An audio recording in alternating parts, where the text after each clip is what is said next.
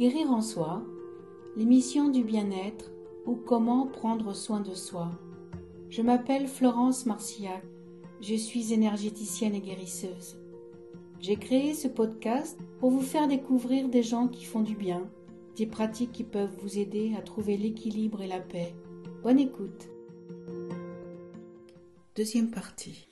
Sans dévoiler quoi que ce soit que tu ne peux pas dire, Roland, mais quel est le plus beau message que tu aies pu transmettre, si tu t'en rappelles?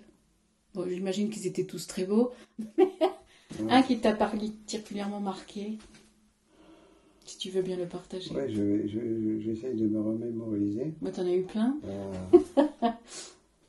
Un des derniers que j'ai fait, parce que celui-là, je l'ai encore en mémoire, et c'est une personne, c'était extraordinaire.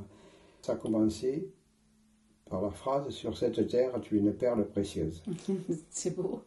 Et c'était vraiment ça. C'était une personne, mais elle était d'un amour, d'une beauté. Elle travaille dans le milieu médical d'ailleurs. Je crois qu'elle est très très appréciée parce qu'elle est plus que... Elle est à sa place. Qu'un médecin, quoi. Enfin, elle est à sa place. Ah oui, complètement. Elle est à sa place. Mais elle peut faire encore plus, quoi. Parce que... Mais c'était un... Quand on dit quelque chose comme ça à quelqu'un, moi je le vis, je ressens ce que la vie est en train de dire à la personne.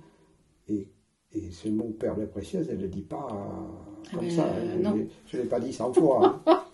Non, je ne l'ai pas dit 100 fois. Et après, ça c'est un des derniers que j'ai fait, donc ça m'a marqué. Souvent c'était dans ce genre de choses où c'était dit à la personne des mots comme ça précis, mais avec une force et une beauté, je dirais. Une résonance aussi. Et qui touchait la personne. La personne ne peut pas oublier ça. Non. Et c'est comme si ça l'a réveillée dans ce qu'elle est vraiment. Ça lève un voile sur tout un tas de choses que l'on n'a pas reçues, que l'on n'a pas entendues. Et... Ah, le plus beau, ça y est, je m'en souviens. Ça date, J'étais à Agen à l'époque, je faisais des consultations à Agen, à Lot-et-Garonne, chez une amie. Et arrive une dame, et cette dame était femme de ménage. Je me souviens que la première phrase c'était « Tu es le soleil sur cette terre ». Non, c'est beau.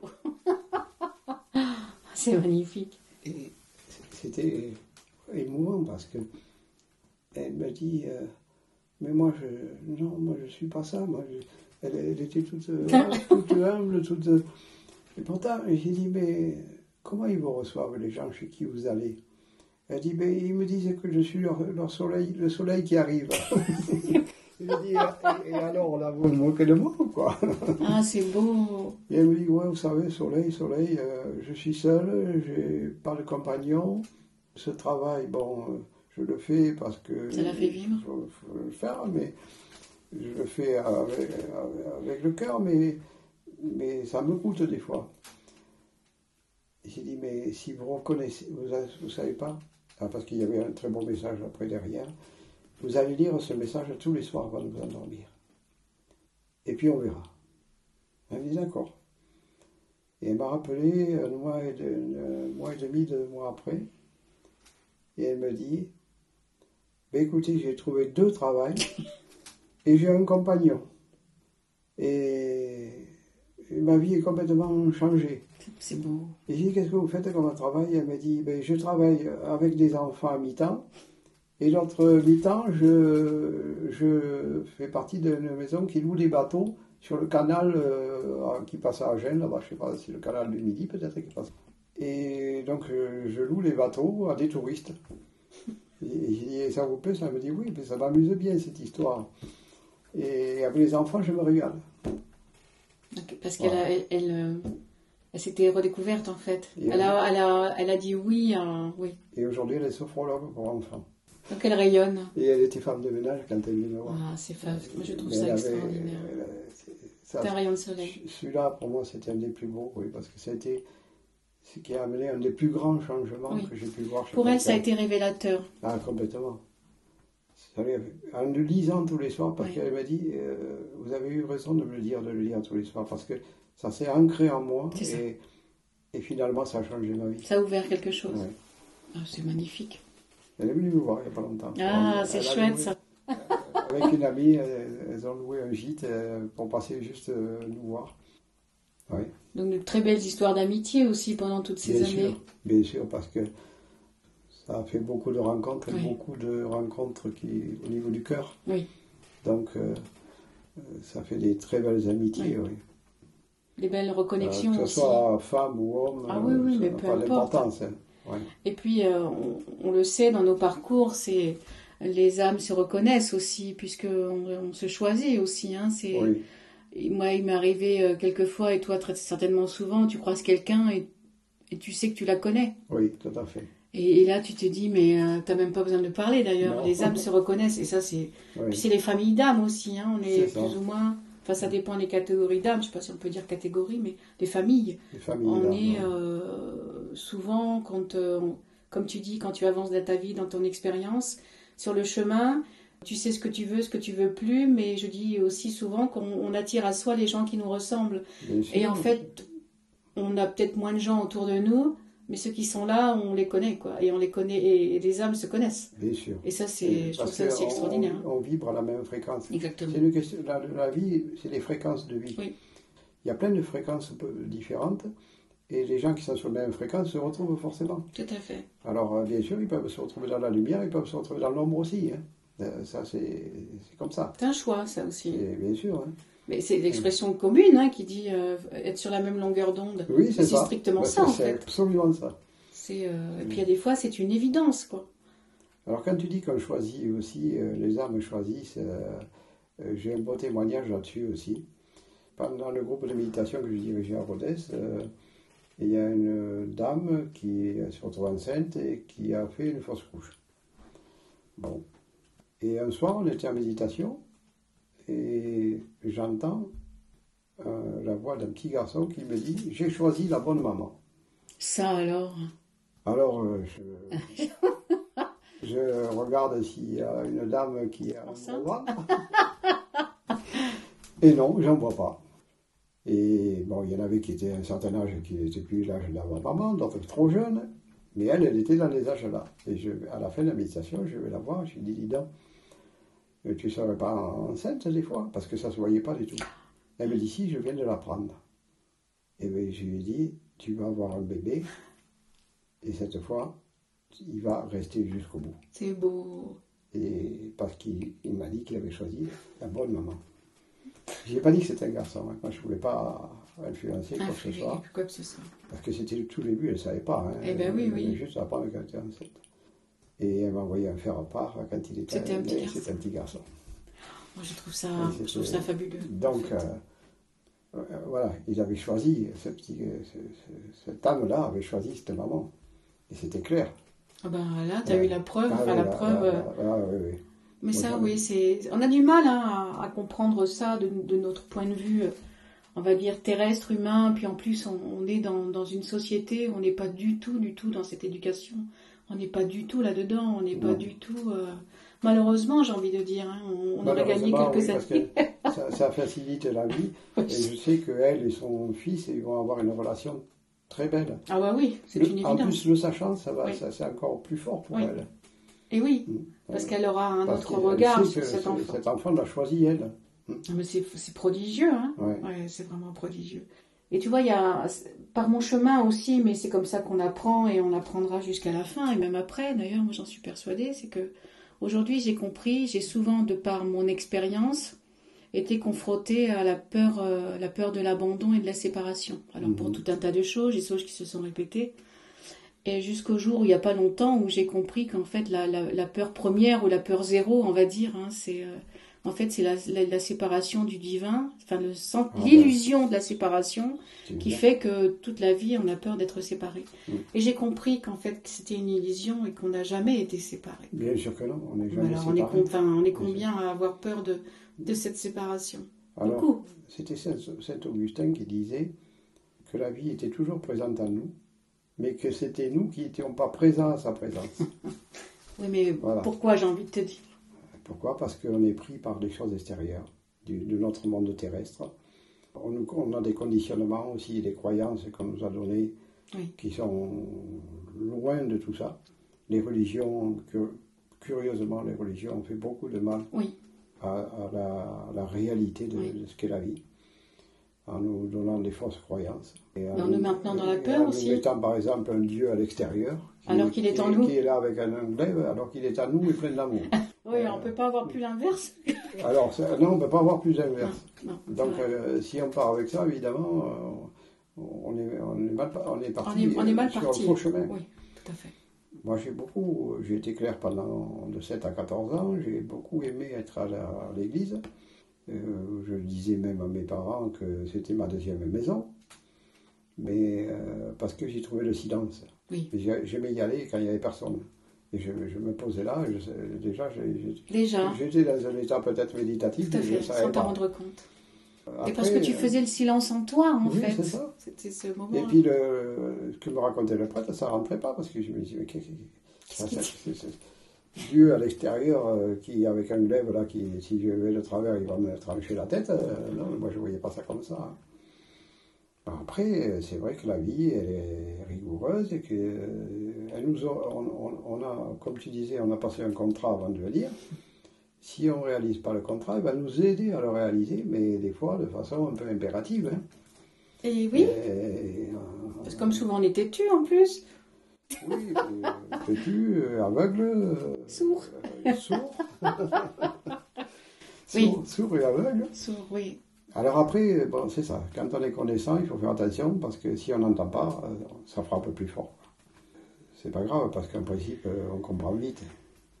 Oui, puis comme tu disais très justement, la vie n'est pas là pour nous faire du mal et pour nous rendre malheureux. Elle est là pour, justement, pour... Tiens, je tourne la tête et je vois un de mes premiers livres qui m'a beaucoup aidé, c'est Le Principe Lola. Ah, oui. Donc je vous conseille, entre parenthèses, Le Principe Lola, qui est un fabuleux livre aussi de mise en route, on va dire ça comme ça. Oui, alors c'est un livre qui parle de l'amour et fait par un scientifique. Oui, c'est très paradoxal. C'est très paradoxal, mais c'est très intéressant de la façon dont il décrit l'amour, et il le décrit de façon juste en plus. Je rebondis sur un texte magnifique que tu dois connaître d'Albert Einstein, qui explique à sa fille ce qu'est l'amour et l'énergie d'amour. C'est un texte, j'en ai des frissons, d'une beauté extraordinaire. Et il dit qu'en fait, que la plus belle énergie qui soit, et Dieu sait si lui savait parler d'énergie, c'est l'amour. Ouais. C'est un très très beau texte à l'occasion. C'était vraiment quelqu'un qui avait Einstein, il était complètement branché lui aussi. Extraordinaire. Parce que quand il dit le hasard, le chemin qu'emprunte Dieu pour voyager incognito. Elle n'est pas sortie de... Et c'est vrai que ce que nous prenons pour du hasard, c'est vraiment le metteur en scène qui met ça en place. De façon qu'il se réalise, qu'il va se réaliser. D'ailleurs, pour ma part, mais ça ne regarde que moi, je pense que le hasard n'existe pas. Non, bien sûr. Alors ça ne regarde que moi, mais je ne tiens pas la vérité, c'est ma vérité. Non, le hasard n'existe pas.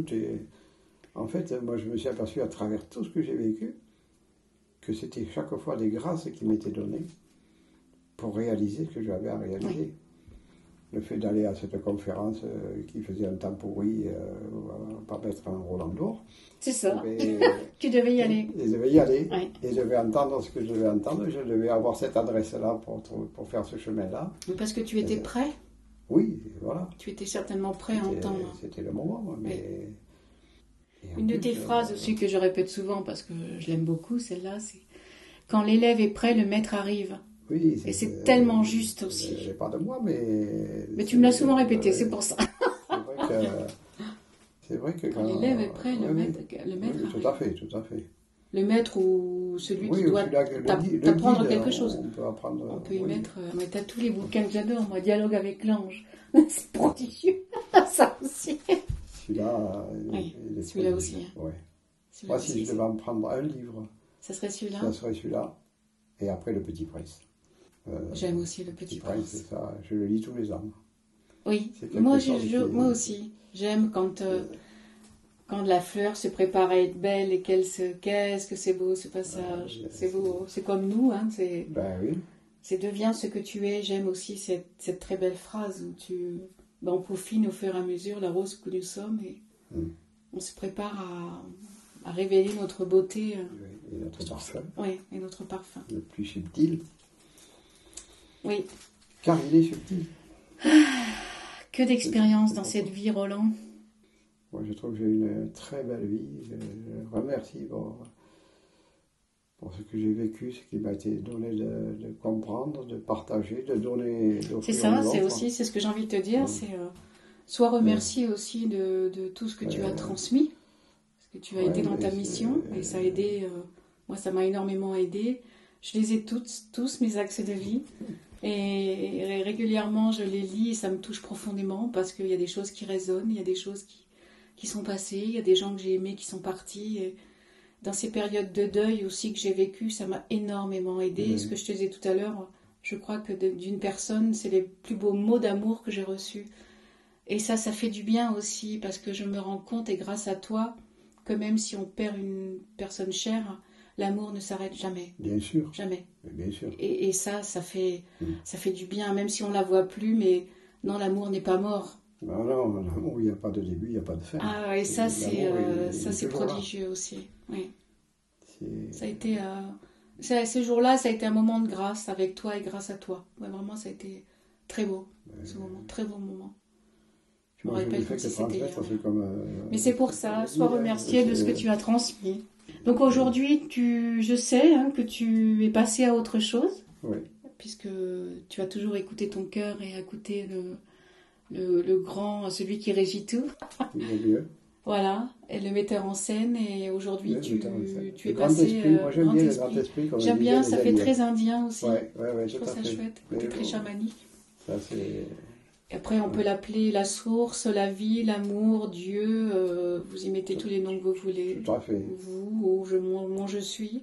Oui. Et aujourd'hui, donc, tu es passé à autre chose. Oui. Est-ce que tu veux nous en dire un petit mot sur ce que, ou pas je ne dois pas le transmettre comme ça. Très bien.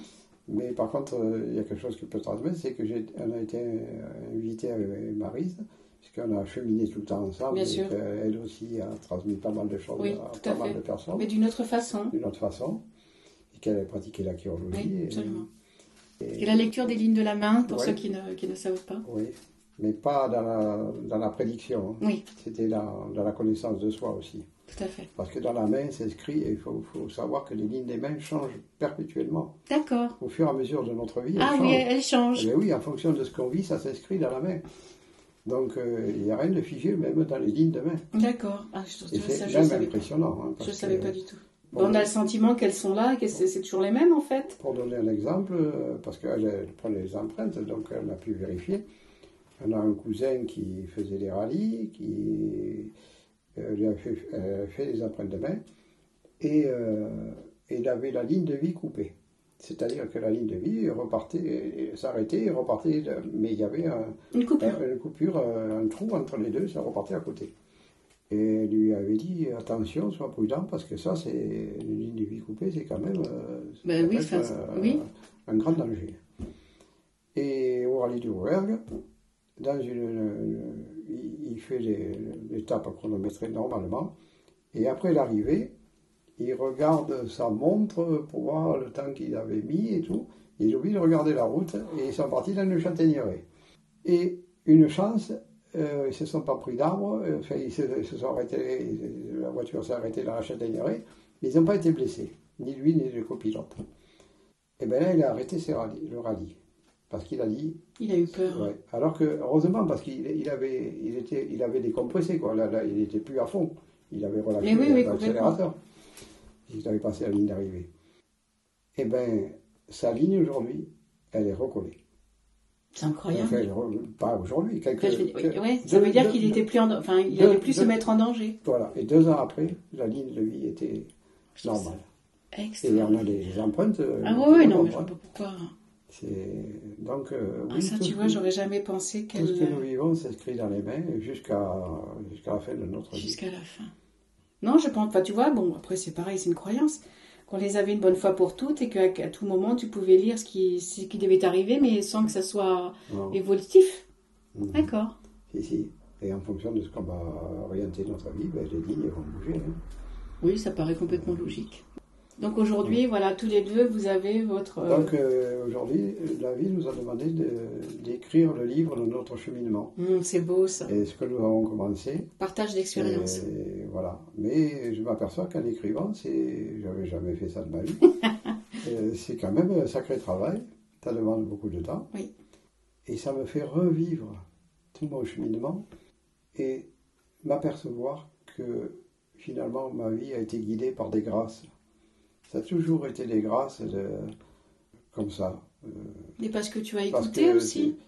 Oui, j'ai écouté, bien sûr. Tu aurais pu ne pas les écouter. Mais quand on entend aller dans la vallée d'Ossau et que le 15 du mois, on n'a pas de maison, on peut très bien dire on va aller chercher ailleurs.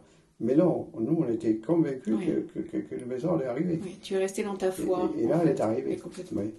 Oui, c'est ça. Ce mot, juste la foi, parce que cette expérience intérieure te donne la foi. Sinon, on est dans les croyances. La plupart du temps, dans le mental, on est dans les croyances. Mais la foi, c'est une expérience intérieure. Et quand on ressent cet amour en soi, on sait qu'il est là. On sait qu'il est là toujours, même si nous, on n'y est pas présent. Oui, lui, il y est. C'est nous qui ne sommes pas là, en fait. Oui, c'est nous qui ne sommes pas là. On n'est pas toujours là. On n'est pas toujours là. Non. Parce qu'on est pris par les choses extérieures, des choses qui sont anodines, après, quand tu réfléchis. Qui ne sont pas les plus importantes pour nous, c'est sûr. Non. Hein. Et moi, ce qui me fait peur aujourd'hui pour les jeunes, c'est que quand je les vois pris par tous les médias qui existent, les écrans, ça capte énormément. Et ça les éloigne de ce qu'ils sont. Et moi, ce qui me fait peur, c'est comment ils vont arriver à se relier. Alors qu'il y en a qui arrivent, ils sont reliés. Et j'en ai connu un aussi dans son axe de vie, et il avait 19 ans, ou 18 ou 19 ans quand il est venu faire son axe de vie. Ça lui disait, surtout, ne touche pas à la drogue. Et un jour, il a été dans une répartie avec un copain, et il s'est retrouvé drogué, parce qu'on l'a drogué pendant la répartie. Et aujourd'hui, il ne se drogue plus avec des drogues, mais il est drogué par les médicaments. Il est resté là-dedans. Oui. C'est terrible, ça. À un moment, il a failli mourir, d'ailleurs, quand même, parce que... Il n'a pas réussi à s'en sortir de ça. Non. C'est dur, ça aussi. Parce que c'est un être très, très lumineux, très, très fragile, fragile par la lumière qu'il est, quoi, parce que c'était de lumière sur cette terre, et il fallait qu'il se protège de tout ce qui pouvait le séparer de cette lumière. Et il a été séparé. Et il a été coupé, oui. Et je pense que, justement, la part d'ombre qu'il y a sur la Terre, quand elle voit des lumières arriver, elle essaye par tous les moyens aussi de les faire taire. Bien sûr. Et la drogue en fait partie, l'alcool en fait partie, et les techniques des médias aujourd'hui... Mais les mauvaises rencontres aussi en font partie. Les mauvaises rencontres aussi, parce que lui-même, il n'aurait jamais été dans une répartie. Et c'est pas... J'en ai vu une autre aussi, comme lui, un être de lumière, mais vraiment...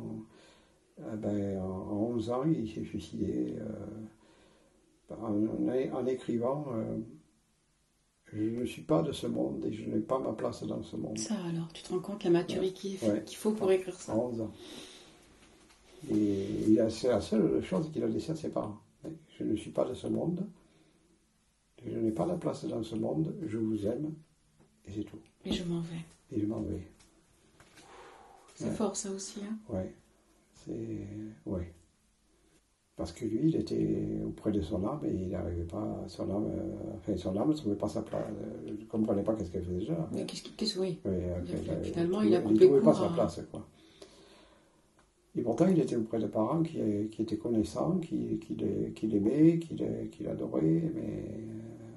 Alors après, est-ce que son cahier des charges n'était pas trop rempli? Il s'est rendu compte que finalement, tout ce qu'il avait choisi, il ne pouvait pas... C'est possible. Ça arrive, ça, hein? Oui, dit, parce que j'ai choisi tout ça, là. J'en ai un autre qui s'est suicidé, et quand j'ai demandé pourquoi il s'était suicidé, ça m'a répondu, il a mis la barre trop haut.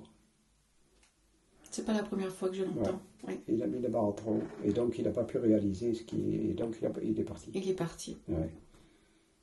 Et je me souviens aussi d'un axe de vie que j'avais fait à un jeune qui voulait faire médecine. Et quand il est venu me voir, il voulait faire médecin. Et ça lui avait dit, tu mets la barre trop haut. Ça lui avait dit, il l'avait écrit. Il le savait déjà. Il est parti en médecine. Et au bout de 6 mois, il n'arrivait plus à manger et à dormir. Ça alors. Mais il ne pouvait plus rien avaler. Il a failli mourir. Et alors, il est venu me voir parce qu'il n'osait pas dire à ses parents qu'il fallait qu'il arrête. Et moi, je connaissais très bien les parents. Je suis allé voir les parents. Je lui ai dit, non, là, c'est pas possible. votre fils, il ne faut pas qu'il continue là parce qu'il va y laisser sa peau. Ça sert à quoi? Et aujourd'hui, il est instituteur. Il est ravi de ce qu'il fait et les enfants l'adorent. Il s'est écouté. Oui, ben, il a su. Par la force des choses, là, parce que oui, mais bon. Quand tu ne peux plus avaler. Tu sais, souvent la loyauté familiale, et Dieu sait si parfois elle est très lourde, on continue de vivre les choses parce que on se croit être redevable de ça et de continuer cette loyauté. Mais à quel prix, hein? Ah ben, tu risques d'en mourir, hein. Il y en a qui en sont morts d'ailleurs. Ah oui, il y en a qui en sont morts. Ouais. Ça, c'est encore une autre histoire, hein, ces histoires de transgénérationnelles et de. Ouais. Oh là là, mais ça, c'est encore autre chose. Mais... C'est encore autre chose. Ça pèse. Ça pèse. Ça serait une autre émission, si tu veux. Avec grand plaisir. Oui, mais c'est très intéressant parce qu'on se rend compte de plus en plus. Oui, ça existe. Bien sûr. Et puis il y a des personnes qui viennent sur Terre et qui sont là pour nettoyer ça. Oui, bien sûr. Pour libérer. Pour arrêter l'histoire. Pour couper tous ces liens. J'ai connu une famille où tous les hommes avaient des entreprises et tous les hommes faisaient faillite. Ça alors. Et ça a duré 4 générations.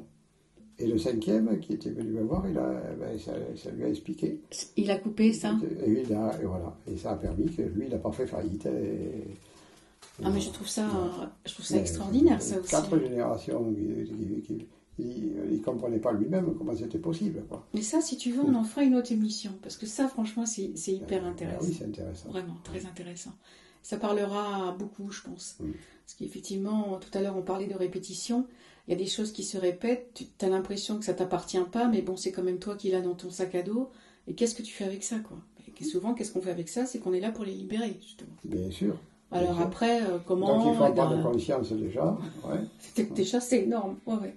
Ah mais ça, on se donne rendez-vous et on se refera une émission là-dessus. Avec grand plaisir.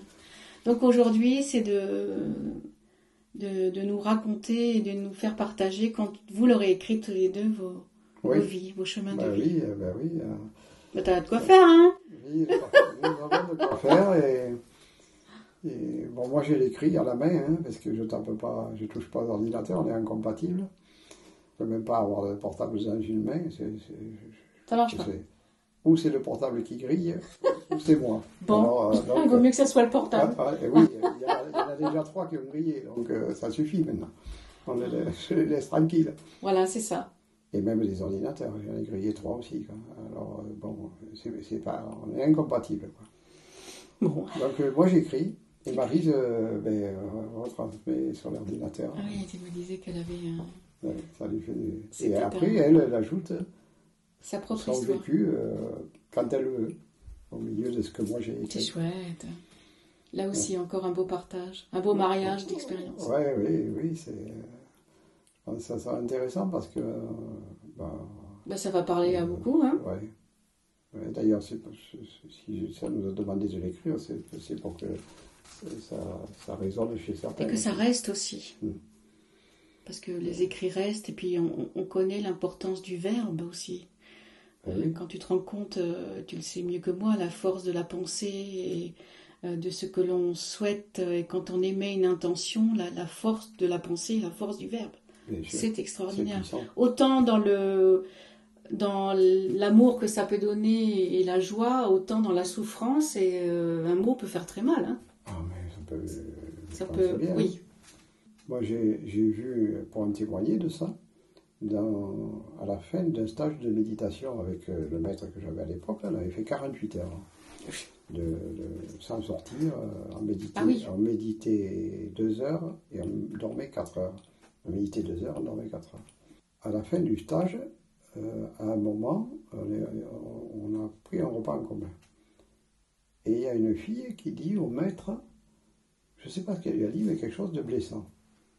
Et on a entendu des côtes cassées chez lui. Il a eu deux côtes cassées. De par ce qu'il avait reçu? De par ce qu'il avait reçu. Ah oui, quand même. Oui. Donc, quand on dit que la parole peut blesser... Oui, la preuve. Moi, j'en ai une preuve absolue. T'en as eu la preuve, oui. Ouais. Donc c'est vrai que souvent... Et on l'a entendu tous. Hein. On a entendu crac, crac, ça. Et lui, il s'est plié un peu, là. Il n'a rien dit. Et après, quand il a fait la radio, il avait deux côtes cassées. Elle a réalisé, elle ou pas, que ça avait un lien? Je sais pas parce qu'il y a eu un silence. Ah bah oui. Silence de mort. Je crois qu'on ne me rappelle plus, parce que ça date, ça. Hein. C'était les années 80, donc... mais je ne sais pas comment on est parti après, mais je pense qu'on a dû partir en silence et rester dans le silence. Hein. Parce que c'était à la fin du repas, hein. Juste à la fin. Alors, je vais parler à Roland, grand sage aujourd'hui, mais tu l'as toujours été. Oui. Roland, plein d'expérience et de tout ce que tu viens de nous raconter, et il en manque beaucoup, ça je le sais, mais j'aurai plaisir à lire ton livre quand il sera sorti. Oui. Qu'est-ce qu'évoque pour toi le titre de cette émission, mais on continuera après, Guérir en soi? Ça t'évoque quoi pour toi? Guérir en soi, c'est retrouver l'être que nous sommes réellement. Pour moi, c'est ça, hein, guérir en soi. C'est retrouver l'être que nous sommes véritablement. Cet être à la fois d'énergie, de conscience, de lumière et d'amour. Oui. Ces quatre mots peuvent le définir, cet être-là. Tout à fait. Et de l'amour absolu, hein, évidemment, ça n'a rien à voir avec l'amour émotion, l'amour humain que l'on vit la plupart du temps. Oui. Qui un jour on aime et le lendemain on déteste la même personne. La haine et l'amour est infiniment proche et lié. Tout à fait. C'est un sentiment, la haine d'ailleurs aussi. Ah bah oui, bien sûr. Complètement. Et donc guérir en soi, c'est ça, c'est retrouver l'être que nous sommes et le vivre, bien sûr. Oui, l'incarner. Même si c'est pas toujours facile. Non, c'est pas facile parce qu'on est souvent mis de côté, incompris, moqué. Moi, je me rappelle à l'école, parce que je pense m'inclure aussi dedans, nous sommes des êtres quelque part différents par ce que nous sommes et le rayonnement qui émane de nous. Oui. Voilà, donc les grands, ils comprennent pas, les petits, ils comprennent, mais la façon qu'ils ont de... ils appuient là où ça fait mal, donc c'est des immenses souffrances en étant enfant. C'est que la différence fait peur, les enfants vont se moquer de l'apparence, ou souvent les enfants comme ça, qui sont toujours branchés, on va dire, sont moqués, sont les vilains canards. Et c'est d'énormes souffrances quand on est enfant, petit à l'école. Moi, je me rappelle de ça. Et on grandit avec ça. Et donc, le plus souvent, parce qu'on a été moqué, blessé, finalement, on s'enferme ou on ferme quelque chose, on met une cloche dessus et on oublie. Pour ne pas être blessé davantage, oui, bien sûr. Oui, et ça, c'est terrible, en fait, En fait, c'est de refaire le chemin inverse et d'arriver à enlever cette cloche ou ce mouchoir qu'on a mis dessus pour retrouver notre essence première. Mais bien sûr. Que la souffrance est lourde. Alors moi, j'ai eu la chance de ne pas trop connaître ça parce que c'est drôle. En classe, j'étais toujours, on me balançait chef de classe. Dans l'équipe de football, on me foutait capitaine. Je ne sais pas pourquoi, parce que moi je ne demandais rien. Et puis, je me rappelle quand j'étais au collège à Espalion, je me retrouvais chef de boxe, chef de classe, capitaine d'équipe de foot. Enfin, j'avais tout sur le dos. Mais parce que tu es un tracteur, tu tires les gens devant. Déjà, oui, ça devait m'habiter quelque part, mais je n'étais pas conscient du tout. Mais non, mais on l'est pas en fait. On l'est pas, mais... Une très belle histoire qui m'est arrivée, c'est parce qu'à l'époque, quand j'étais à Saint-Amand-des-Cours, on allait jusqu'au certificat d'études. Et le certificat d'études, on ne partait pas en 6e à l'époque en pension, c'était comme ça. Une fois le certificat d'études, moi j'aimais apprendre, c'est vraiment quelque chose qui me plaisait, j'adorais mon instituteur. Et d'ailleurs, ça m'a donné l'envie de faire instituteur. Je t'aurais bien vu là-dedans. Oui, mais j'avais autre chose à enseigner. T'avais autre chose à faire. Oui, c'est vrai. Et finalement, l'instituteur m'a fait passer l'examen de concours d'entrée en 4e d'accueil. Alors j'ai été reçu, et j'avais le choix entre Foch ou Monteil. Je me pointe à Foch avec mes parents pour aller voir, pour m'inscrire, et je vois les grilles. Et je dis à mes parents, non, moi je ne vais pas derrière ces grilles. C'est pas la peine, si vous me mettez là, dès que la porte sera ouverte, je partirai. Moi, je dis, on va aller à Monteil. On va à Monteil, et on arrive, et les grands grillages. Là, c'était les grillages, ce n'était pas des grilles. J'ai l'impression d'être dans une cage. Et j'ai dit à mes parents, je ne vais pas là non plus. Donc, mes parents, qu'est-ce qu'on va faire? J'ai dit, il n'y a qu'à appeler l'instituteur. On appelle l'instituteur. Il me dit, ah, ben, ça tombe bien. Je suis avec le directeur du CEG d'Espalion. Et à Espalion, ils viennent d'ouvrir. Il y a encore les murs, mais il n'y a pas de grille. Et il me passe le directeur du collège d'Espalion, qui me dit, qu'est-ce que vous avez fait en maths là? Alors, j'avais eu très bonne note en maths.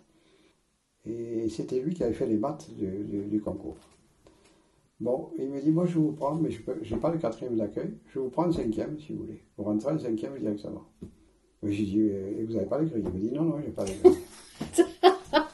Et donc je suis rentré en 5e. Et un jour, ce directeur, il m'appelle. Vous savez que vous m'avez fait beaucoup réfléchir, vous. Si je mets un petit grillage de 30 cm sur le mur, vous allez vous sauver? Je dis non, parce que je ne me sentirai pas enfermé. C'est mignon. Il me dit, ben, c'est ce que je vais faire. C'est beau, je trouve. Ouais. T'imagines cette ouverture d'esprit, là? Ouais. Et comme quoi aussi, en se respectant, Oui. On peut influencer les autres. Des décisions. Des autres. Alors pourquoi aller foutre des grilles Ah ben c'est très symbolique. Ah oui, c'est très très symbolique. Je me sentais enfermé, moi, c'était pas possible. Après, moi, je me suis retrouvé à la fin de la 3e. Comme j'étais encore un bon élève, il m'a fait passer le concours d'entrée à l'école normale. D'accord. On était 220, ils en prenaient 40. Et je n'ai pas été retenu dans les 40. Parce que c'est pas ce que tu devais faire. Parce que je ne devais pas faire instituteur comme ça. Oui. C'est pas ça que j'avais enseigné. C'était pas ça que tu devais. C'était pas ça le message que tu devais transmettre. Et j'étais tellement déçu que j'avais un oncle à Paris donc, qui avait une boulangerie, qui voulait à tout prix que j'aille travailler. Et t'es monté là-haut. J'ai téléphoné, j'ai dit, tu es toujours preneur? Il me dit oui, oui. Et bien voilà, je suis parti à Paris. Mais après, on sait ce que ça t'a permis de... À Paris, il fallait que je rencontre cet enseignant. Ah, mais c'est ça qui est fabuleux, c'est que tu te rends compte avec le recul que les choses s'emboîtent les unes dans les autres, et c'est fabuleux. Ouais. Et c'est là, quand tu as cette conscience-là, qu'effectivement, il faut écouter sa voix, on dit écouter sa première impression, c'est ça. En fait, c'est ça, t'es dans du cœur, et tu y vas parce que tu as des choses à vivre, et ça t'amène autre chose, et ça t'amène sur autre chose. Roland, cette émission va se terminer. Je voudrais te demander quel est le message que tu aimerais nous livrer, nous faire partager aujourd'hui. C'est surtout trouver la route pour être soi. Pour moi, c'est le plus important dans la vie. Après, le reste ça s'effacera, ça s'oubliera. C'est pas ce qui restera. Mais réaliser ce que nous sommes, c'est ce que je souhaite vraiment à chacun. Qui trouve cette route pour se réaliser. Chacun trouve cette route pour se réaliser pleinement. Se retrouver. Et donc, joyeusement, parce que ça amène de la joie. On reconnaît d'ailleurs quelqu'un qui est vraiment vivant à deux choses. C'est qu'il est simple dans son fonctionnement et qu'il est joyeux. La simplicité et la joie. Oui. Ça confirme. Ça ouvre toutes les portes aussi. Ah ben oui, bien sûr. C'est les plus belles clés qui soient, d'ailleurs. C'est des clés fabuleuses. Oui. Et on va souhaiter à tout le monde, effectivement, de trouver d'abord la paix en soi, la lumière en soi, et tout se rappeler qu'on n'est pas coupé du divin qui est en nous, et de l'amour qui est en nous. Bien sûr. Nous sommes des êtres d'amour. En tous les cas, Roland, je te remercie beaucoup, infiniment. On a réussi à se trouver. Oui, on a réussi à trouver un moment. On a réussi à trouver un moment. Moi, c'est avec joie mais moi aussi. Partage avec toi. Tu le sais combien j'ai beaucoup de respect pour toi, et beaucoup d'admiration aussi. Parce que tu as amené et tu amènes encore tellement de choses, et cette ouverture et l'évidence, en fait, il n'y a qu'à te regarder. Peut-être que je pense que quand on est un exemple, à un moment, c'est l'exemple qui compte aussi pour les personnes. Oui. Moi, je vois en méditation, j'ai accompagné beaucoup de méditants, mais je ne disais pas grand-chose, mais c'était l'exemple. C'était ta présence. Oui. Et disons que certains peuvent se rendre compte que c'est possible. C'est ça. C'est possible pour tout le monde. Mais c'est ça, c'est ce que j'allais te dire. Tout est possible. Oui. Et c'est vraiment d'être dans la confiance absolue d'abord de soi. Oui. Et avoir cette foi. Alors derrière la foi, La foi... La foi, elle déplace les montagnes, comme on dit, oui, mais c'est une vérité. Vrai. Alors nous avons la chance d'être des générations où on a été enfants longtemps. Aujourd'hui, les enfants, je trouve que leur enfance est de plus en plus courte. Probablement trop, beaucoup trop. Et, enfin, le rythme de la vie terrestre, oui. Pas de la vie éternelle. Hein. De la vie terrestre. Il faut aller vite. Oui, toujours vite, toujours à fond. Il y a toujours quelque chose à faire. Et le faire, ça ne permet pas d'être avec soi. Exactement. Parce que le faire, ça permet d'être avec l'extérieur. Oui. Et on ne trouve plus le temps de se retrouver avec soi. Sur ces mots, Roland, je vais te serrer tout contre mon cœur, te dire merci infiniment pour ce très très beau moment de partage. Je suis sûre, maintenant qu'on a commencé, qu'il va y en avoir d'autres. Roland, je t'en remercie beaucoup. Merci à toi aussi. À bientôt. Bisous et à bientôt. Merci beaucoup. Si vous avez aimé cet épisode, n'hésitez pas à partager vos ressentis dans les commentaires et à le faire circuler autour de vous. Merci pour votre écoute et votre fidélité. Guérir en soi, c'est être acteur de sa vie et de son bien-être. Vous trouverez tous les liens sous cet épisode et sous cette vidéo. Merci et à très bientôt.